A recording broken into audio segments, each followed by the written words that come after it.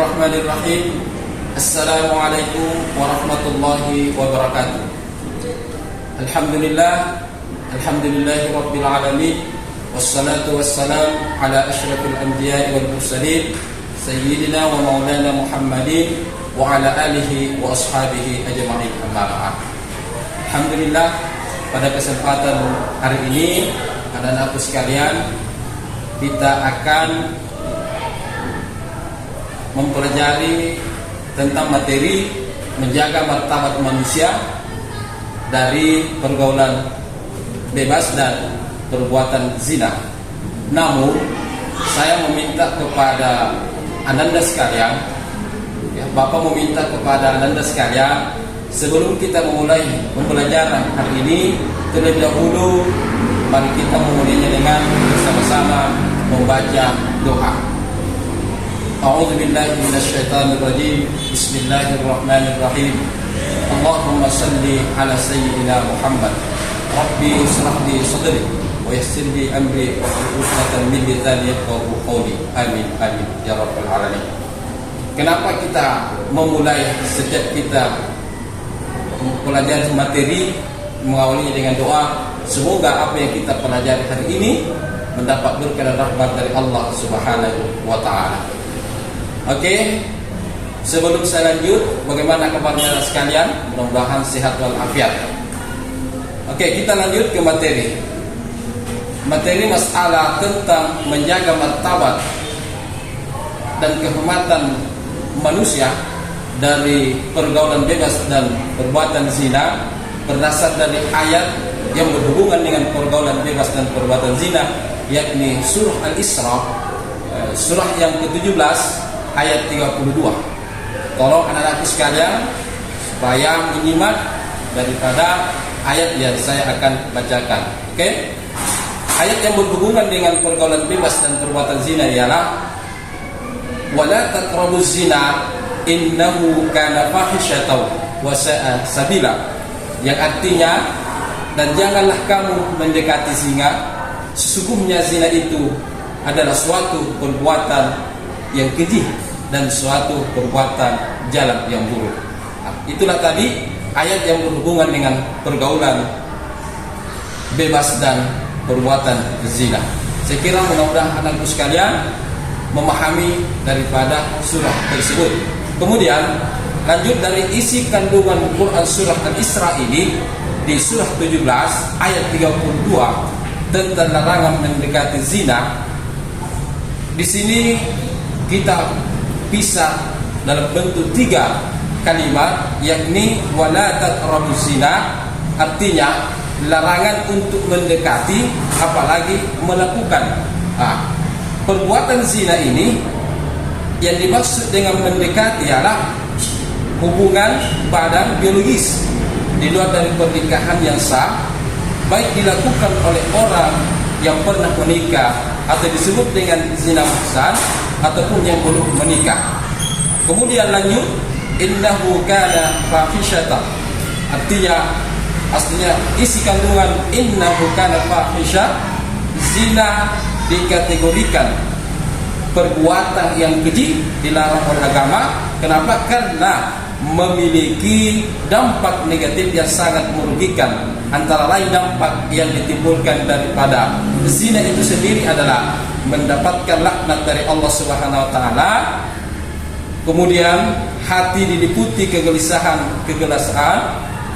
tidak tentram dan jauh dari kekhusyukan dalam beribadah. Kemudian ketiga, pikiran menjadi tidak tenang, diliputi rasa bersalah, bisa menimbulkan stres, bahkan sampai bunuh diri. Kemudian malu bergaul dengan orang lain, dikucilkan masyarakat, hilangnya martabatnya diri termasuk orang tua. Kemudian terakhir adalah nazar, keturunan menjadi tidak jelas. Inilah dampak daripada sisi negatif daripada perbuatan zina. Kemudian isi kandungan wasa'a sabila, zina merupakan jalan yang buruk, artinya jalan yang tidak baik, karena sudah diberi jalan yang baik dalam menyalurkan kebutuhan biologis, yaitu dengan menikah. Jika memang sudah tidak tahan, silahkan menikah saja. Itulah anjuran agama kita. Kemudian lanjut anak-anakku sekalian, kita memasuki tentang memahami makna daripada larangan pergaulan bebas itu sendiri. Kemudian juga dengan zina. Nah, pergaulan bebas yang dimaksud pada bagian ini adalah pergaulan yang tidak dibatasi oleh aturan. Artinya tidak dibatasi oleh aturan agama maupun asusila. Nah, salah satu dampak negatif dari pergaulan bebas adalah perilaku yang sangat dilarang oleh agama Islam, yaitu zina. Hal inilah yang menjadi fokus bahasan pada materi kita yang kita pelajari hari ini. Jadi tolong kepada anak-anakku sekalian, tolong disimak baik-baik tentang materi ini supaya kalian paham tentang apa itu perbuatan zina, apa itu pergaulan bebas. Oke, selanjutnya kita masuk pengertian zina. Apa itu zina? Kata zina dalam bahasa Arab berasal dari kata zana yazni, yang artinya hubungan layaknya suami istri antara perempuan dengan laki-laki yang sudah mu'allaq atau balik. Itu yang disebut dengan pengertian zina, tanpa adanya ikatan pernikahan yang sah menurut syariat Islam. Itu dia pengertian zina. Kemudian lanjut, apa sebenarnya hukum zina itu? Terkait hukum zina, semua ulama sepakat bahwa zina hukumnya haram. Bahkan zina dianggap sebagai puncak keharaman. Hal tersebut didasarkan pada firman Allah yang saya bacakan tadi di awal pembelajaran kita, yakni Quran surah Al-Isra surah ke-17 ayat 32. Menurut pandangan hukum Islam, perbuatan zina merupakan perbuatan dosa besar yang dikategorikan sebagai perbuatan yang keji, hina dan buruk. Itulah tentang hukum zina. Kemudian lanjut pembahasan berikutnya, masalah kategori zina. Apa kategori zina itu?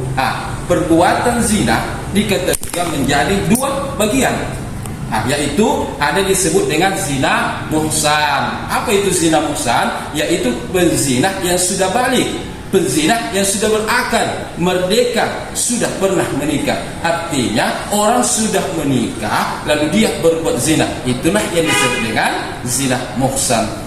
Sudah paham tentang zina muhsan, anak-anak? Alhamdulillah. Sekarang apalagi zina gairu muhsan.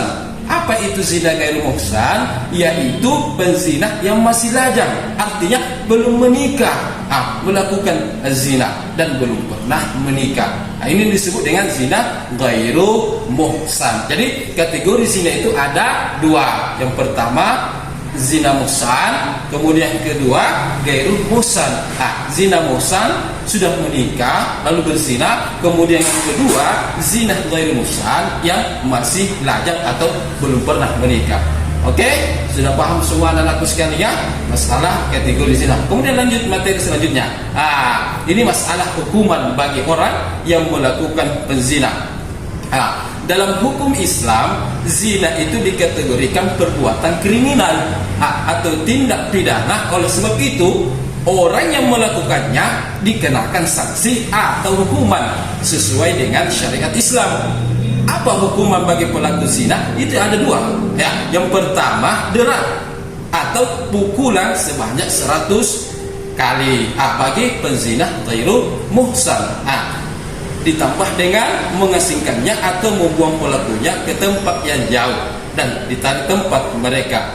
Hal ini berdasarkan firman Allah Quran surah An-Nur surah ke-24 ayat 2. Jadi hukuman bagi penzina yang belum menikah 100 kali pukulan, kemudian diasingkan atau dicepakkan dari tempatnya dia tinggal.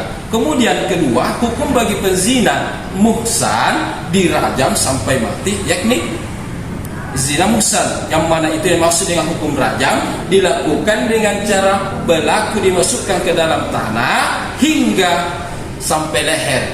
Jadi tinggal lehernya mami kelihatan, sehingga leher tempat melakukannya hukum rajam itu adalah tempat di mana banyak orang, artinya tempat umum. Tinggal kepala, setelah itu dilempar batu sampai ia meninggal. Ini bahayanya hukum zina yang disebut dengan zina muhsan. Oke, sudah ngerikan masalah hukum zina. Sekarang lanjut materi selanjutnya, masalah hukum bagi orang yang menuduh zina atau disebut yang kasar. Artinya ada orang dituduh berzina padahal dia tidak pernah berzina. Ada juga hukumannya. Apa hukumannya? Hukum bagi pentuduh zina terhadap perempuan baik-baik ataupun laki-laki yang baik, yakni didera atau dicambuk sebanyak 80 kali cambukan atau deraan. Ini berdasar dari firman Allah dalam Quran surah An-Nur ayat 4 surah ke-24. Sudah tahu kan bahwa menuduh orang melakukan zina dan tanpa ada bukti, itu juga ada hukumannya. Mudah-mudahan anak-anak sekalian sudah paham ya masalah hukuman bagi orang yang menuduh zina. Oke, lanjut materi selanjutnya. Apa sebenarnya dampak bagi para pelaku zina?